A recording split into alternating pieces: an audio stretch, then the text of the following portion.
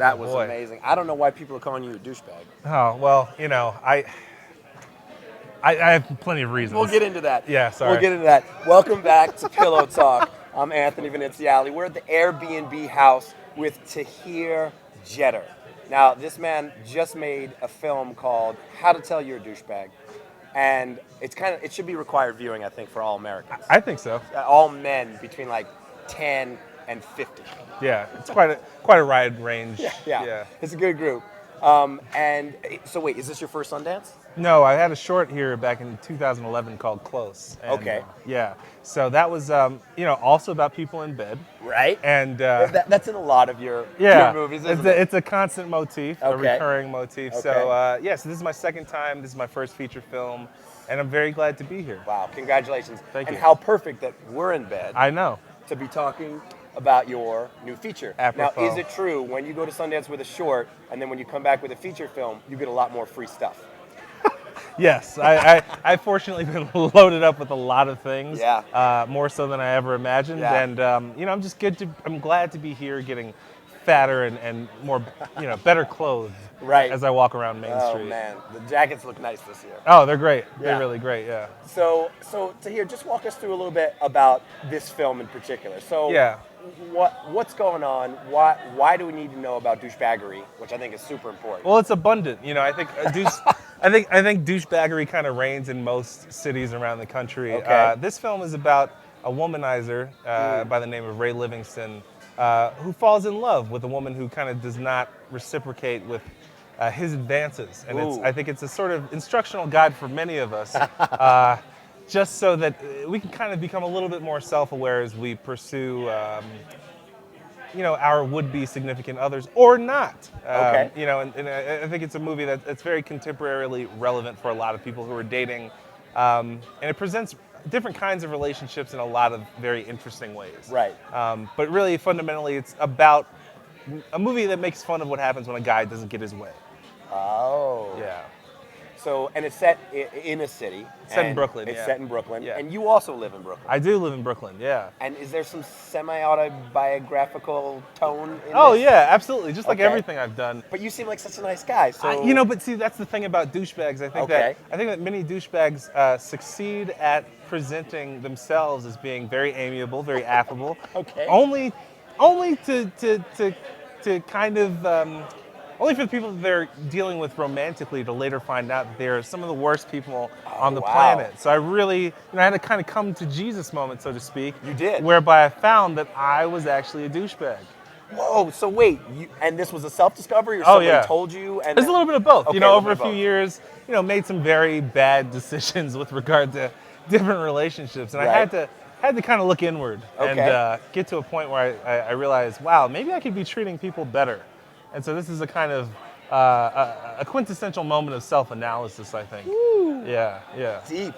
Yeah. So when you went through that process, you were like, oh, this is going to make a great movie? Or how does that creative translation from the personal go to the public? Yeah. Well, there was a situation in which I was pursuing this woman. I thought we had a great connection, but then she did not. And I was really bummed out about it, and I started having these stupid thoughts where I was like, oh, well, why me? I'm great, I'm a catch, blah, blah, blah, blah, blah. And I started thinking, man, this is like the exact mode of thinking that so many women complain about, this sort of sense of entitlement. So I started thinking about that and about the ways that a lot of other guys like me talk about what we think we deserve. And I said to myself, I think a lot of people can relate to this because as much as we think we're good people, in many cases we're very hypocritical, and I think it sometimes takes time for us to realize that maybe we're not so great, and maybe we need to work on ourselves. Wow. So, and I think it was something that I thought it was something that would prove very entertaining for a lot of people as well. Yeah. Yeah. And how do you feel that it turned out? It's extremely scary premiering your first feature. Yeah. But I think that what has been nice is a lot of guys, especially. The criticisms that I get from women it was written by me, and I think there's a certain aspect of director, no big deal. Yeah, right. So I think there's a certain aspect of the female, and I know some women hate that, so forgive me for, of women's experiences that I fail to capture. But what I do like about this movie is a lot of guys who are douchebags watch it and they're like, that was me. I totally empathize with that moment in which I realized that I was a terrible person, and I think that is something that a lot of people enjoy. Nice. So you're holding the mirror up a little bit. Yeah, holding the mirror up and presenting certain things that people are unaware of about ways that they think and the things that they do in private when they think that no one's looking. And I think that we all have these kind of self-aware moments that we kind of gloss over, but I like presenting them and holding that mirror up for a moment in time. Yeah, that's great. And I think a lot of your various shorts that you've made before this have that, hey, let's hold the mirror up and just show people in society what's happening in this moment right now. Yeah. And man, they're really refreshing. It's just so great. Oh, thanks, man. And I think, in this particular one, to say like, hey, this is a gut check for douchebags everywhere. Yeah. Like, what a service you're providing. Oh, well, I'm just trying to do my small part for the world of dating. Which I have to say kind of takes you out of the douchebag category and puts you back into like, way to go, guy. Oh, yeah? Oh, Yeah. that's very sweet of you to say. We're in bed together after all. Gonna have some pillow talk. Yeah, that's true. That's true. So when you're doing also the actual nitty gritty, like writing or checking in on edits, what are some of the tools that you're using around that creative process as well? How do you get your ideas down, and then how do you see those ideas after you shoot them come to fruition? Wow, that's quite a long process, as I'm sure you can imagine. I mean, it's like... How long did this movie take? Well, so I started writing it in, I think, September of 2014. Right. And I find table reads really helpful just because you can see how silly some of your dialogue is. Right. Just because once you shoot it, it's on screen for all eternity, and it kind of costs a lot of money to execute. So So that's a table read, just real quick. So initially I'll start off, I'll write the script, and I'll do several passes, and I'll get to the point where I'm like, well, I think this is at the best stage it can be. Then I'll pass it off to some peers so they can review it. And then after I go back and revise some more, I'll then do a table read, do another set of revisions. And you'll get actors in to read Yeah, it, exactly. So I'll cast actors for it, and Yeah. that's super helpful because you just reading out loud and really getting people to put their own voices behind it really expands your idea of what the movie can be. Right. Or reduces what you thought would be good, you know what I mean? So absolutely. that's always good. And then from there, it was just a fundraising challenge. It always is. Isn't it? It always is. So I was intent on shooting in July, and I was fundraising from January of 2015, basically up until we shot in the summertime. And, and that's just for like pre-end production. Right, exactly. So then, it's a constant money-raising effort throughout post-production and other things. But we had a great cast and crew. A lot of people were local people that I had known in New York. I think that is what's good about being in like a big city that does attract a lot of behind and in front of the camera talent. So So you got a good pool to sort of to choose pull from. And you went to, let's be honest, you went to a school that kind of gives you a 4-year advantage over everyone else who moves to New York. Yeah, right? I mean, you went to NYU. I went to NYU, and what's great about NYU is that it prompts you to sort of destroy your social life and just drift into this hermetic kind of existence whereby you're not hanging around anyone because you don't have any money. You're putting all your money into every single short film you're doing. Right. You know how that goes. And after a while, I think that you improve, and but it was a very good place because it did attract a lot of quality talent. Yeah. And, do you still use some of those people that you met there on projects that you work on? Oh yeah. My producers, some of my talent, the lead, DeWanda Wise, was from NYU Drama. Right. My producers, and most of the people on my production team also worked on Hard Times as well, which is the web series that I did about the stripper guy. Right. Yeah. So it was. It was a great place to be for that. Expensive, but if you want to accelerate, I'm really doing an advertisement for NYU here. but I mean, I think if you want to accelerate the development of your craft, it's a great place to be. And I only went there because I couldn't get into USC because I needed to be older at the time. So anyway. Take that, USC. Yeah. You guys should let me in. You dissed him. You dissed the hell out of me. So That might be your next film. Dissed. So great. Right. So you've been going around, and I'm sure you've been talking to 100 of me's, right? So you're doing all these interviews. This is the most intimate by far. So I gotta say, I'm really honored and privileged. Take to be that, here. America. Gosh. So you're a self-proclaimed film nerd, yeah? Yeah. Like, you love film. Absolutely. So what is it about it?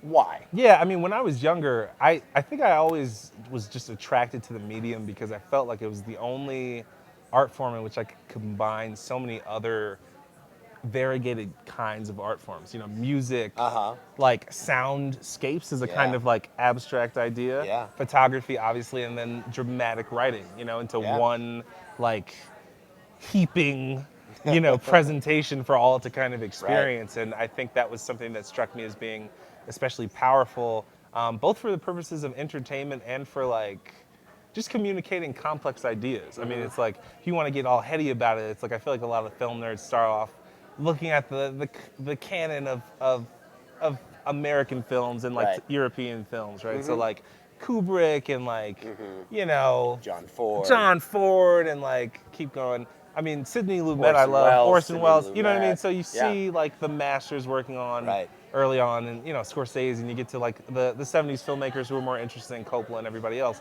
Right. But you see, and especially the 1970s, you see that development of a lot of like really interesting voices who are doing these really extravagant and impressive dramas. I mean, I love Sidney Lumet just because of all the character dramas he would do. So what's one of your favorites? So like Serpico, Network, Dog Day Afternoon, like the great Pacino stuff. I saw The Pawnbroker recently. Have you ever seen that? No. I think that was his first one. It's about a sort of crotchety, curmudgeonly guy whose family was killed in the Holocaust. Not to get too macabre, but like he's become so crotchety because it's just sort of reframed.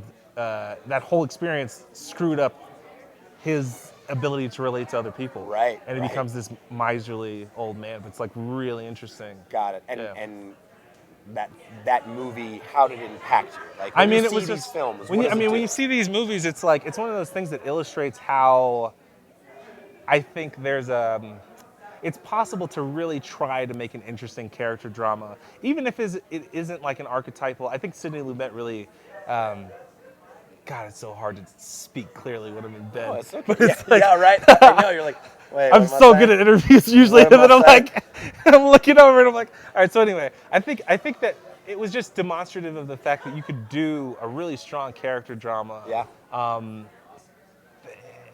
It's so different from what you see now. Not to get down on Hollywood movies, but like Yeah. you don't see those kinds of movies You see it anymore. more in television now, actually. You see, I mean, yeah, television has taken the place of like what else, Breaking Bad and a lot of these. Right. Like Those are character really, studies yeah, now. they're incredible character and they get studies. to have happen over. Like, Oh yeah, hours and hours and hours, Yeah. hundreds of hours. So that's a whole different craft. And so when you did Hard Times, Yeah. there's a little bit more of a. It and I takes know they longer were to get shorter, to. But yeah. Yeah. So I mean, that was the goal. I think we spent a little bit too much money on that one, but Yeah. it's like I was excited about the idea of trying to tell a story over a longer period of time, Right. and kind of having certain things happen in a fashion that's more typical of TV, which is a slower Right. build in terms of the narrative. Totally. You know what I mean? Like The Sopranos, The Wire, like all those great shows. Yeah. It's like Yeah. they take a while to get into, but when The you get Wire. into them, yeah. I mean, please, can we just. Yeah. Moment of silence for The Wire. Moment of silence. That is just seminal making of media. yeah. Like, just everyone should watch that as well. Like When the Levees Broke, The Wire, Truman, like, Yeah. these things, like, people just need to see these. And I feel like The Wire is like, I mean, post Sopranos, I feel like The Wire was one of those shows that really made it possible for you to center the film or the story around this anti-hero who Right. was or a series of anti-heroes Yeah. orbiting this ecosystem. entire in which, police department. Yeah, right. In which everything is messed up and nothing is perfect, despite the fact that everyone wants to do really good things in the world. Yeah, totally. And that was a really poignant idea. I think that Yeah. was pervasive And how the behind it. economics of drugs work in the United States. Yeah, Like, totally. what an edifying show. Yeah. Anyway, we can go on forever about this stuff. I feel like we could probably talk movie and TVs for too long. Yeah. But how about some Especially in this advice? Yeah, exactly. Sorry. How about some advice for filmmakers out there watching who are like, man, I want to make a feature that goes to Sundance? Yeah, I would say this. Yeah. Study your craft. I think that persistence pays. Your first projects are always they're not going to be good, and that's okay. I love that. Yeah, totally. But that's okay. I think that you learn from your mistakes, and I think that you only get better from peer review, and I think that the best thing that you could do is spend as much time as possible studying the works of the people that you love, and not only in terms of the films and TV that you watch, but like read those scripts, look at the language, do it in terms of writing over and over and over again, and show it to your peers that are actually people that are trying to work toward doing the same thing. Because while it is competitive, you would be surprised at how good you can get just by persistently writing and directing and editing and shooting over and over and over again. I mean, I've been at this for kind of since I was 16. Yeah. So it's, it's a labor of love for a very long time. It's an iterative process. Yeah. Right? Exactly. You gotta keep doing it. You got to keep doing it. But I think that you'll see gains, and don't be afraid to sacrifice a little bit of your social life. It'll pay off. But just a little bit. Just a little bit. Yeah, I always have this in my mind when I finish a project and it's like, oh, I just made my first movie, let's say. Yeah. And then you're done, you're like, wow, I'm ready to make that movie now. Yeah. Like, don't you feel like as soon as you're done with it, you're like, oh my God, if only I'd known. Oh man, yeah. I love reading interviews from some of the filmmakers that I really admire. Because, Like who? Like Scorsese, David Fincher, Woody Allen, Spike. All these people who say that they can't stand to watch their earlier work. And I empathize with that a lot, because you're always going to see the flaws in everything that you do. Yeah. Because it's your job to be a perfectionist. Yeah. So but you shouldn't shy away from that. I don't think you should be precious about any of the things that you're working on, because only through a constant review and a constant cycling of new work are you going to improve your craft. Yeah. So make mistakes. make mistakes. It's okay, don't be precious. I love that. Don't be precious. Yeah, I mean, someone told me that Hitchcock did like 20-something movies before he got to do the movies that everyone knows him for. You know what I mean? Oh, like yeah. no one, like people don't talk about Suspicion. They talk about Vertigo, and they Right. talk about They don't Psycho. talk about the Manx Man. Right. They don't talk about this What is silent that? film from 1926. Yeah, exactly. It was in a cabin off of the side of the coast of Yeah. Scotland, right? The 39 steps. They Yeah. talk about North by Northwest and all the other stuff. Yeah. So Rope. Rope. Don't be afraid to fail. Yeah. You might make Rope one day and Psycho another. So. And then your name would be Alfred. Right. Awesome. Well, look, I have one more question for you before we head out. This Yeah. has been awesome. Thank you for spending your time with us. Thank you for in having bed. me. Thank Absolutely. So, 2016, what topics should people be, or would you like to be addressing in your projects this year? What do we need to be talking about? Equality, progressivism, visibility. I think that people. Oh God, not to get on my lofty high horse. Please do. Yeah. This is a perfect moment to do it. I just think that I think people are talking around a lot of issues with regard to representation, and I think that there's a lot of work that we could be doing in terms of seeing people that we don't often see on screen. Yeah. On screen.